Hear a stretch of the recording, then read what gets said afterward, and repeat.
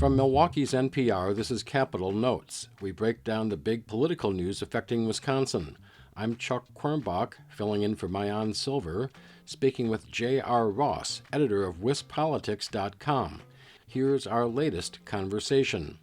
Well, hi, J.R. It's been a busy few weeks. Yeah, it's never dull in this place, I'll put it that way. You know, one of the big stories that's still going on is this attempt by Republican state lawmakers to come up with a referendum for the April ballot that would ask voters about approving a ban on abortions after 14 weeks of pregnancy. Why is the Republican Party, some of them, bringing this forward now? Well, they want to change the conversation.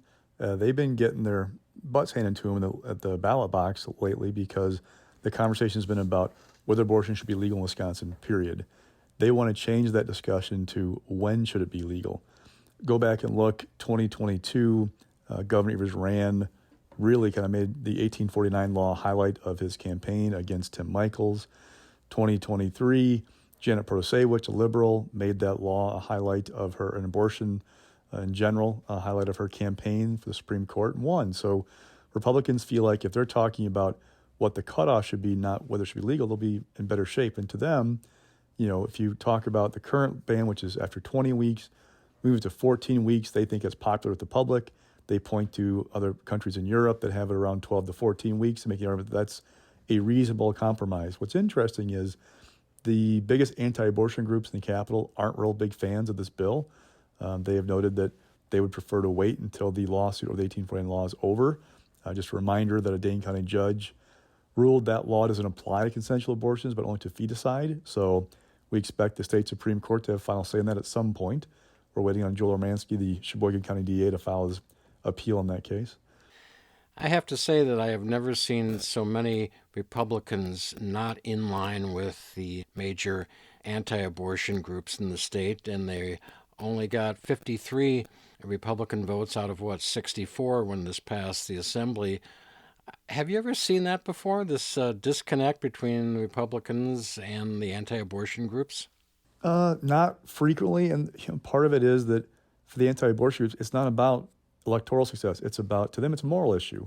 And so they're not as worried about what that means at the ballot box for Republicans in general, whereas Republicans are going, okay, if we can't figure this out, we're going to have problems getting people elected. Oh, by the way, we're expecting new maps to be imposed by the state Supreme Court, and those maps are going to be much more favorable to Democrats.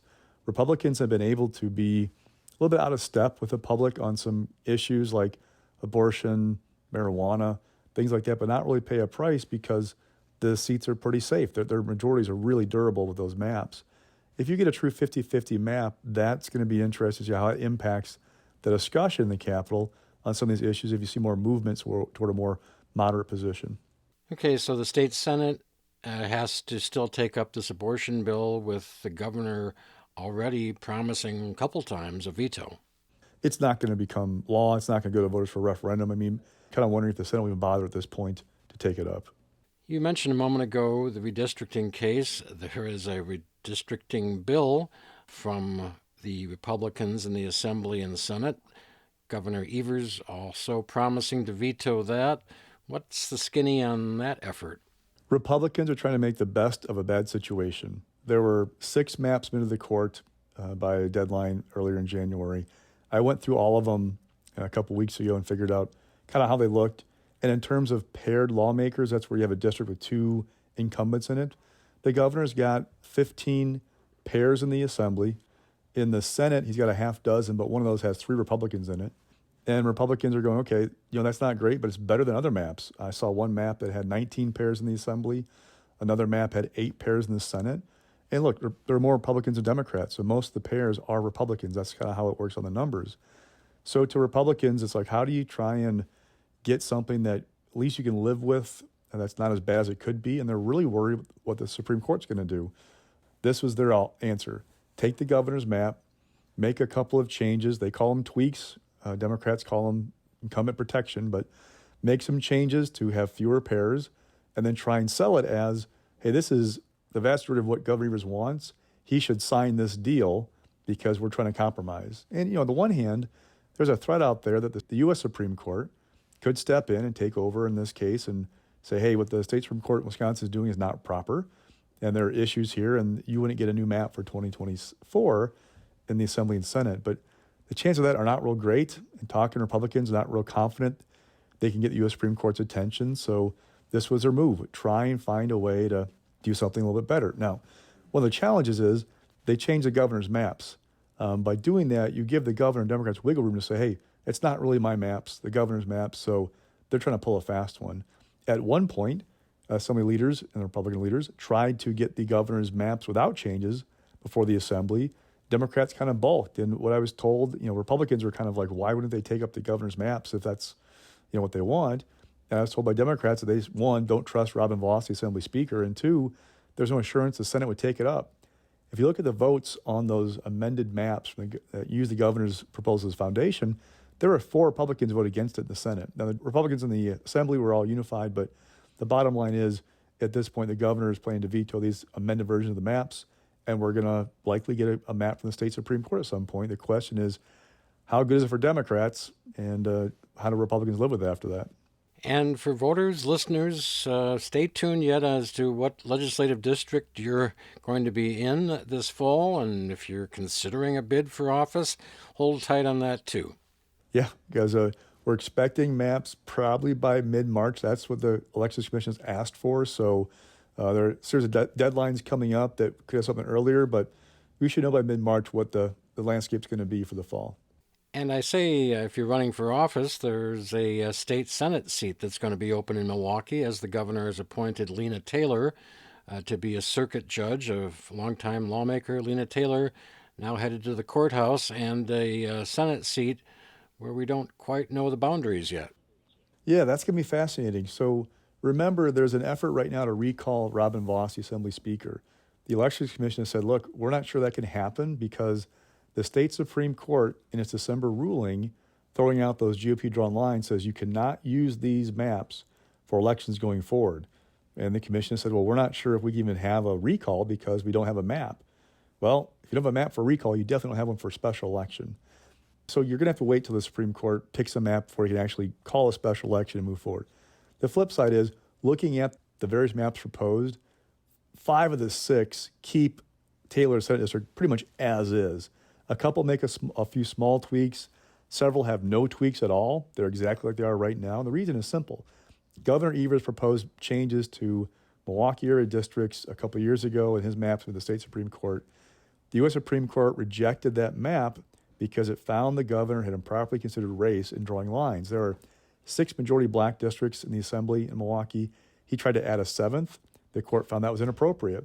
So he said, hey, I'm going to keep the map in Milwaukee basically as is for those minority districts. There are 2 Hispanic ones as well. That way I'm not going to get the U.S. Supreme Court's attention. I want to give them a reason to be interested in what's going on over here. So we're pretty confident that the map that we have right now or had before will be what the general lines are for that district in the special election. So if you live in the district now, you're probably going to be in it after the new map is drawn. The governor's State of the State speech is now nearly a week old. What's going to come out of that speech, and are Republicans going to just ignore it and just push tax cuts? Republicans going to ignore it for the most part. I mean, most governors I've covered, they use their State of the States in odd numbered years to set the stage for their budget. And in even numbered years, they set the stage for the election.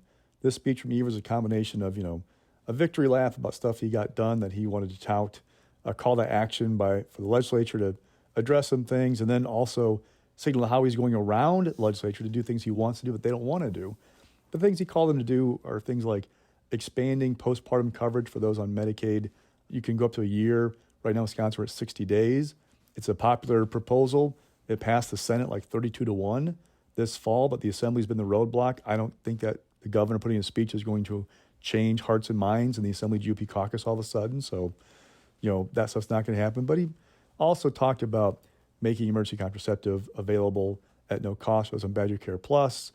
He found a way to seal a conservation easement deal up in northern Wisconsin after lawmakers blocked it 9 months ago. So a little bit of the governor doing all these things to try and say, hey, I'm still going to find a way to get what I want done if you guys aren't going to help me. Evers remarked on Friday when he was in Milwaukee at Treasury Secretary Janet Yellen's event that it had been quite a week. He sort of downplayed the state of the state a little bit because he said, well, there was a presidential visit, Joe Biden to Superior, a vice presidential visit, Kamala Harris to Big Bend in Waukesha County, the Yellen visit to Milwaukee. I mean, he didn't even mention the week before acting labor secretary had been to Milwaukee. Why are we seeing so many Biden-Harris folks here so soon? The primary that we don't really have much of a primary is still 2 months away. Because Wisconsin is the one swing state that Biden can least afford to lose. I mean, if you look at national pundits talking about the 2024 presidential election, they will tell you that every list I see has Wisconsin, Georgia, and Arizona on it. Now, some lists might have a Michigan or a Pennsylvania, maybe a Nevada, maybe a North Carolina, but really, truly, it's about Wisconsin, Georgia, Arizona. Of those three, Wisconsin is only two in the last 44 years that's gone for the Republicans. So you can't lose that state if you want to win the White House again for Joe Biden. So he's going places. There's no mistake in going to suburban Milwaukee. Talk about abortion from Kamala Harris. That's an area where Republicans see softening support since Donald Trump came on the scene politically. They want to keep driving that message home. Biden went up to northern Wisconsin, Douglas County, home to Superior. It's a county where it's not a huge population, but it's traditionally been kind of Democratic, the presidential race. But the margins matter. He did about 3 points better up there than what Hillary Clinton did in 2016. So you're getting into a place like Superior where there isn't a huge media presence. You get to kind of do your big thing about the bridge, which is a very important economy up there. And the challenge for Biden is you got to keep reinforcing these things. So you can't just go to Superior and not bring it up again. You need to be running digital ads in the Superior market to remind voters of what you're doing, have it amplified on social media. You got to find ways to keep driving this message of good things because you're going to, for Republicans from now until November, basically inflation, border. Those are two huge weaknesses for Joe Biden. Inflation is coming down, but you're still paying more for your groceries than you were 4 years ago. And that's the question you hear every presidential cycle with an incumbent. Are you better off now than you were 4 years ago? And Republicans hope the answer is going to be no come November.